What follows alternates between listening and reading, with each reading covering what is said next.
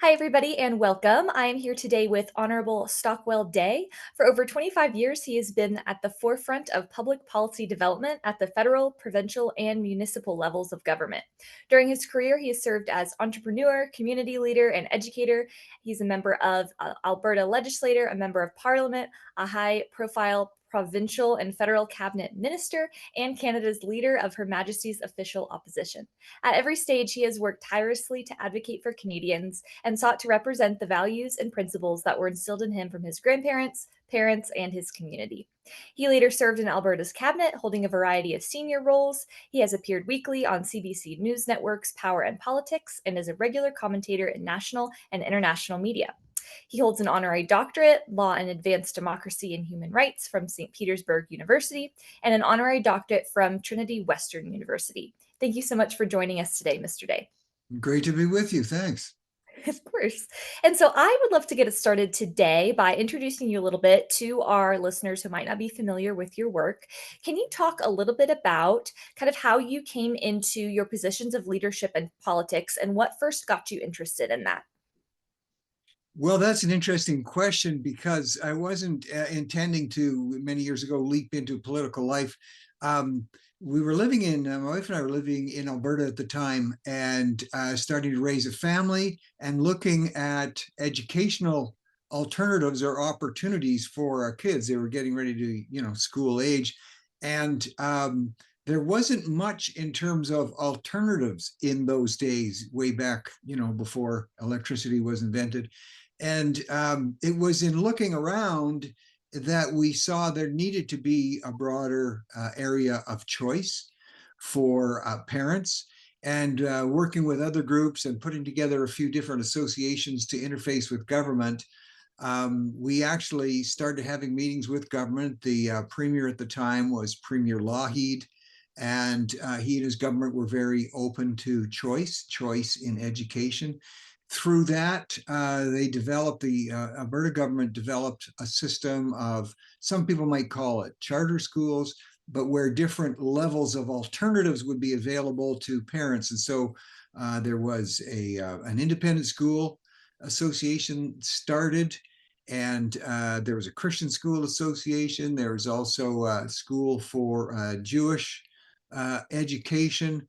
There was an association started for those who just wanted independent education that wasn't tied to anything religious. So, and then various levels of funding depending on the types of program you were using. So we were pretty happy with how that was a period over a couple of years of development. And it was kind of interesting because at the end of that time, after the legislation had been put in place, we had an MLA for the government at the time, door knocking. It was during an election. And the MLA, I was thanking him. I was saying, I just want to thank you and your government and, on behalf of parents everywhere for your openness to looking at legislation for choice in education. He said, yeah, we did all that. He said, personally, I don't like it. And I went, well, that's interesting. You're part of the government. And anyway, he was just being very honest. He said, yeah, but I'm in a minority opinion on this, but personally, I just like the public school system. I said, oh, okay, well, the laws were in place, so it didn't matter. And when he left the door, I turned to my wife and said, somebody has to run against that guy. And let's just say the rest is history.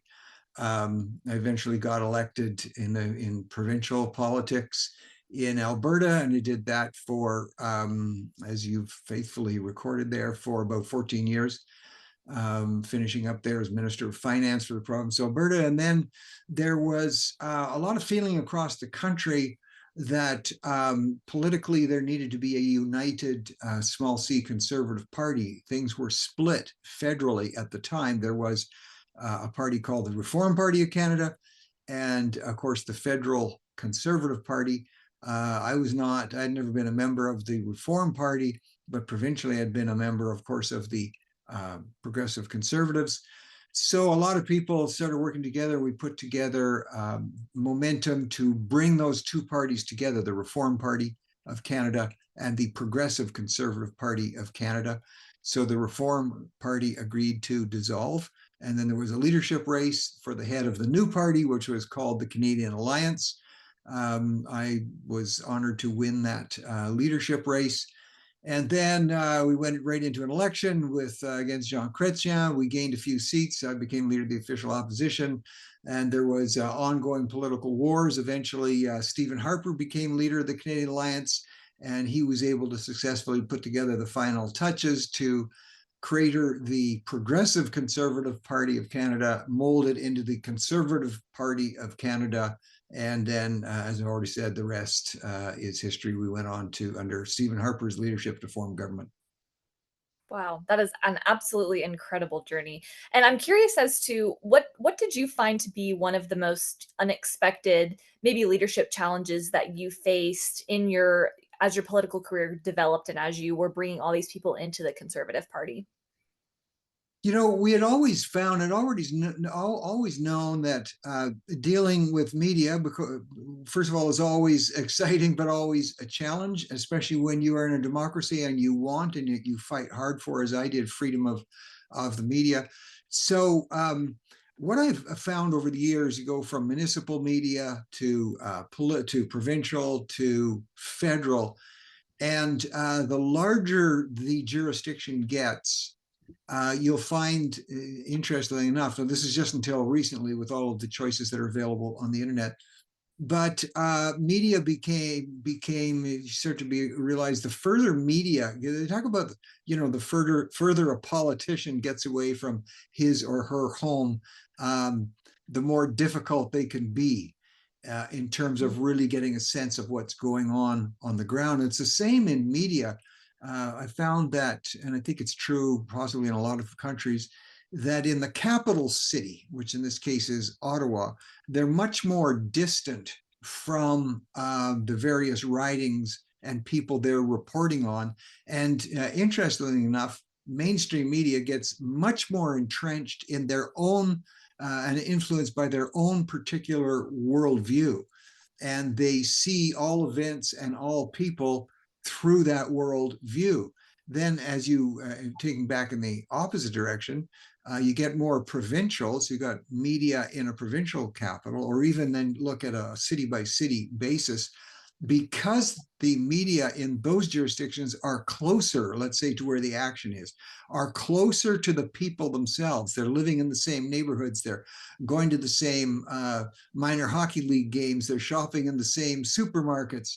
And you get, I believe, a media that is much more in touch with people the more local it is, and you begin to lose that the more arm's length it is. So that was probably the biggest frustration. And then realizing, and I know this sounds like I'm whining about media, because in fact I am, what you also find is the cultural worldview, let's say, of large media is basically what I refer to as a culturally Marxist worldview. Now, before people say, oh, look, he's calling them communists. No, I'm taking Marxist principles, which are taught throughout universities and actually is the mainstream of thought and what is taught.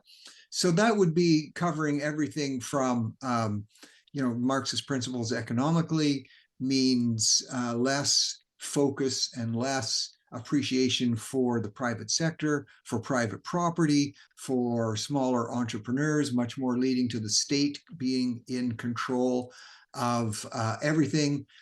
Cultural Marxism teaches that really a few really, really smart people should really control everything. And so you get this elitist type of attitude. So dealing with that is always a challenge, because the people in the media, they're seeing the world through that point of view. So when they confront someone who's genuinely small c conservative, it's a jar to their sensitivities. They don't know, they can't handle it. They don't appreciate when we talk about the importance of the individual, the importance of home ownership individually, the importance of small business rather than government deciding who the big businesses are going to be. And even the importance of allowing competing media, large and small. Those things are all foreign to what I would call mainstream media. All of that takes significant getting used to, and it's a constant challenge. And that would be I suppose one of the biggest single factors that hit me once I went from provincial politics into federal. That seems to be a very common theme, that media being kind of like a sore spot just across the board in terms of what they do report, what they do report, what they don't report, their ideas on things, and just unwillingness to have dialogue and conversation. But I'm curious as to if you have, or if you believe this issue is getting better. Is media becoming more open to reporting both sides and having conversations, or do you think it's getting worse? Well, can two things be true at once? It's getting worse, but there's some hope because in some areas things are getting better. You said something very important when in your comments right there when you talked about the lack of willingness to have a full discourse, the lack of willingness to really fully consider a subject. And that's the most frustrating part. And I think when it comes to mainstream media, there seems to be a digging in on that one. And you pick the topic. It could be an environmental issue. Mainstream media will only report from one side of the so-called science. Um, it can be a health issue. Mainstream media will report one side only, and anybody reporting on the other side will be seen by the reporting mechanisms of mainstream media. Will be seen to be foreign. Will be seen to be a threat, and so when people feel that they're not getting information properly and fully considered, and then a law, let's say, is developed based on information that's only got one side of the story, people get frustrated. And that's why you see protests starting. So on that side, in some ways, mainstream media is becoming even more entrenched in their world views, and it seems even less willing to hear a corresponding point of view. The plus side, though, what the internet really has made available to us is media availability across a wide spectrum. And sure, that has problems with it, and you have to be double checking, especially in this area where so much can be contrived. You've got to be fact checking all the time. So the plus side is mainstream media cannot ignore so-called alternate media any longer. It was even just a few years ago, they could just say, oh, well, that's alt media, that's alt right, or that's alt left. It's becoming more difficult to say that because of the ascendancy of news platforms that are relatively, let's say, new on the scene. They might have a large audience and therefore project views that aren't being held by a leftist mainstream media. So the positive side is the menu is getting broader. And the challenge to that, of course, is when you see something, well, mainstream media would say, you got to fact check everything. Well, you have to fact check everything in mainstream media too, because there's a constant one perspective being approached. So I'll answer that good question by saying it's good and bad. There's good news and bad news. And that's why I've got some concern with things like the Online News Act, the Online Streaming Act. That those is being used, I believe, by the federal government to bring in some restrictions on the freedom of speech. When you've got a minister that is called the Minister of Culture and Identity, that's something right out of 1984, the book by George Orwell. That's very Orwellian, when the government is going to decide what identity you should be allowed to express or not, what cultural view you should take of the world. So that's the somewhat long answer to your very good question. I think there's some great news on the media side in terms of what's available, but there's a real entrenchment that's going on that's resulted in a cancel culture that can be very challenging also. So in your mind, what are steps that people need to take maybe from a grassroots level, or even, politicians from a government level, to prevent acts like the ones you were talking about from being put into law, and to preserve, free speech and free expression there in Canada?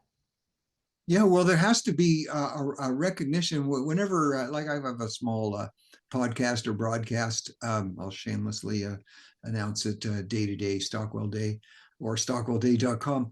Um, it's again, there's a real challenge, but the antidote to one massive groupthink that's being forced on people, it really goes back to historically the way it's always been, individuals speaking up.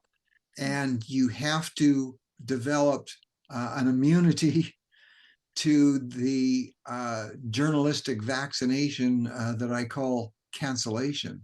So when you are canceled, I've gone through, I know what the experience is to be, quote, canceled because of not parroting a particular mainstream media view. That can be devastating. There's loss of income that's involved.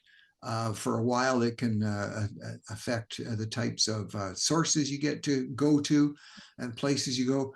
Over time, I believe we're seeing somewhat of a lessening of the power of cancel culture. It really reached its zenith probably 3 or 4 years ago, where people were self-censoring all the time, terrified to speak up. And I think you saw it just use wherever people are on the issue of gender.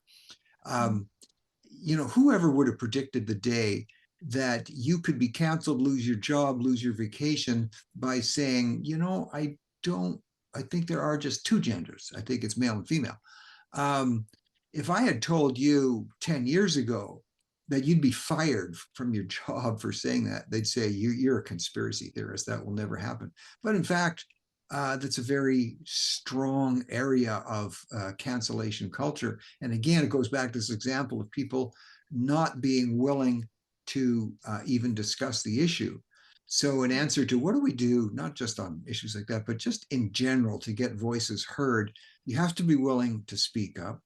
You still need to, it's still very important actually to work with your local elected officials and ones who are elected federally. And that is by contacting, and some people might say, well, that's a waste of time. No, it's not. You put together a few people and you call your MP or your city councilor. You say, we'd like to meet with you. We're not going to hold a big public meeting necessary just to embarrass you, but we want to talk about some things. People, elected people, have to hear from the people they represent. And if people do not speak up on these issues and don't tell their politicians what they're concerned about, then it won't, it will just, that concern will die. And let me just close out that thought by saying around a caucus table, and this would be true federally, provincially, and even municipally, if you as a leader or if you as a party want to be effective, you've got to at least know what people on the street are saying. And here's a conversation would typically go like this, Chloe, where let's say the premier or even the prime minister, you're sitting with your government colleagues, you're having a caucus meeting once a week, and pick an issue. You can name the issue. Let's say cost of university. And somebody brings up a concern, the chairman or chairwoman of that caucus, and it might be the premier or the prime minister, will always ask this question after somebody's raised an issue. They will almost always, if they are a good leader, they will look around the table and they say, is anybody hearing anything about this? And by that, I don't mean just somebody published something on the internet, but what the leader is saying, are you hearing about this at home? Is this an issue that's bubbling away there? And if around the table there is silence, then they'll just move on to the other issue. Or there will be an assumption that it's not an issue. So there are things that are of huge concern to people. Sorry if I keep going back to, but let's say boys in girls' locker rooms. That is a huge, huge issue.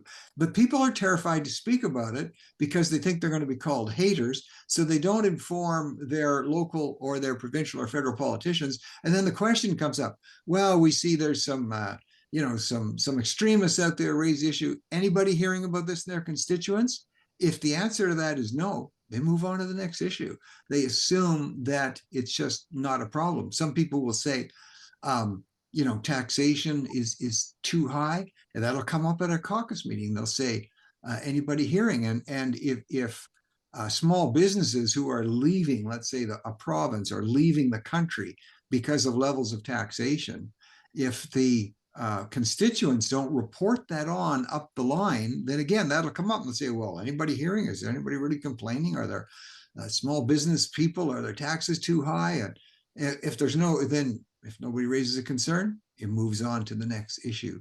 So, at the risk of sounding overly simplistic, speaking up about the issues, making sure that your local and federal politicians are hearing about the issues is probably more important than ever.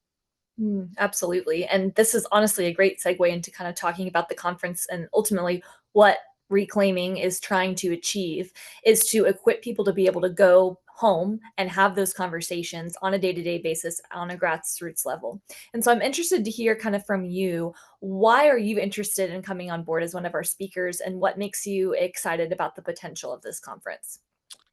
Well, I look at what your group is doing, and then I look at, for instance, the array of speakers that you're thinking of having. And I say to myself, now here's a group that's not afraid of bringing in different points of view, not afraid of robust debate and engagement. And that's the kind of group that I'm happy and honored to be a part of in terms of being asked to do a presentation. Because anytime you're, opening the curtains and let the sunlight in, there's the prospect of seeing some good things happen.